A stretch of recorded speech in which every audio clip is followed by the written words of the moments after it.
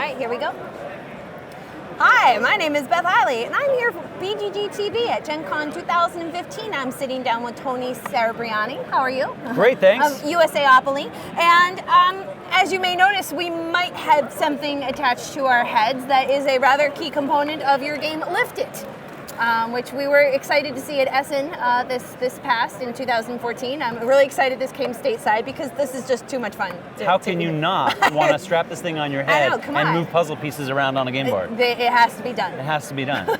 So Lift It, as Beth said, was a game that I also saw in Europe, and for me it was the highlight of the show, and for many reasons. One, the gameplay itself is great, but secondarily, this unit on someone's head playing a game is so unique. There's not many things like this. There are other head-related games, but nothing like this where you're actually having to build something using your head. Agreed. Now, of course, you can take the crane off and use your hand.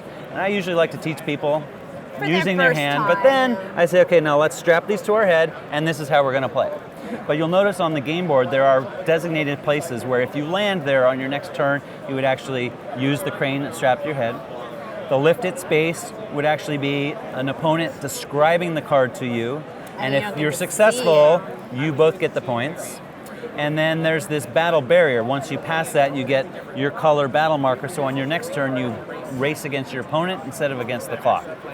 So the game comes with everything you see here, as well as this sand timer, which is a 40-second sand timer, which matches their first easiest card. Right, here, we'll put an example here in the middle that would only require 2 components. Right, so that would be 1 flip of the timer indicated by this, and then the secondary level of difficulty would be a 2-timer flip, and you'll notice you got a 3rd piece in there, and then balancing the red ball on top of the yellow post is a little more challenging. And then of course, a 3rd flip of the timer gives you 2 minutes or 120 seconds, and you may or may not be able to complete the puzzles in that length of time.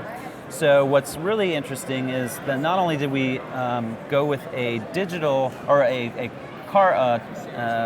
sand timer, but we developed a digital app so that players can actually customize the different times associated with the cards. So if you wanted to scale everything to make it a little easier, right, you can independently change each card time. So if you know you're going to be playing with kids and they need more time, or even adults that need more time, or you might want to make it more challenging for yourself or the group that's playing, and so you can reduce the time from 40 seconds to 30 and from 80 down to 60. So you can scale the level of difficulty to the crowd that's playing.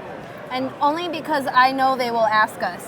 Did you play? Yes. Can we demonstrate a turn? So. All right. So we should probably battle against one another. Oh yes, and we're going to probably, since we'll do this in the long view, I am going to move this a little closer to us, so we actually have the board situated as it really would be. So when you're going head to head, as it were, like we are here, you're not racing against the timer. You're racing against your opponent. So it's going to be the first of us to complete the puzzle would actually get the points. All right. Okay. So let's remind everybody what we're actually doing. So we got to start with a green base. Well, here I'll build it with my hand. So it's going to be something that will look like that when we're done. Yes. Without falling apart. All right. So let's do this. Are you ready? Yes. Let's go. Okay. The first piece is always the easiest. And in this case, the red ball is pretty easy to pick up and place. Now it's this next piece that's really tricky. You got to get that ball placed just right so that you use the openings in the ball to help balance this piece.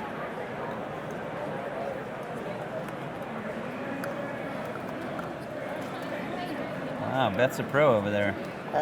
Oh, grabbing a different one. Abandoned piece. Oh, well done. Let's let her finish, shall we? Oh yeah, give the host a pity turn. Well, I think nothing demonstrates that game more accurately than doing a turn. And there is the ability to take this game to another level by connecting 2 players to 1 hook. And let's just see if we can put that final piece on. So you pull towards you, okay? And we've got to stand it up on the angle first. Here, let's get it from the inside. Okay, there Stand we go. it up. Okay, let's let go.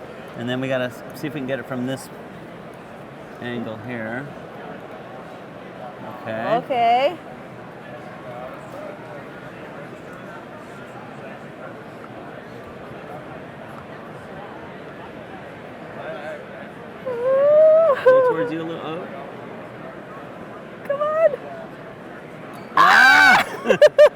Almost there. Stay on target.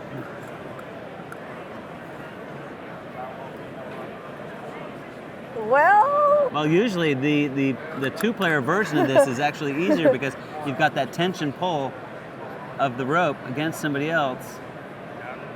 although that's a really tough one to do, two-player. Although I'm not sure I'm contributing much in this endeavor. All right. Well, you get the idea, right? Yeah. Thanks for being a good sport. Hey, anytime. That's kind of why I'm here today. Well, Tony, thanks as always Whoa. for a good time. Mass catastrophe. Pieces flying everywhere. And pieces flying everywhere. Chaos ensuing, and that, in a word, is really lift it. Thank you Cheers. so much. Thanks for playing.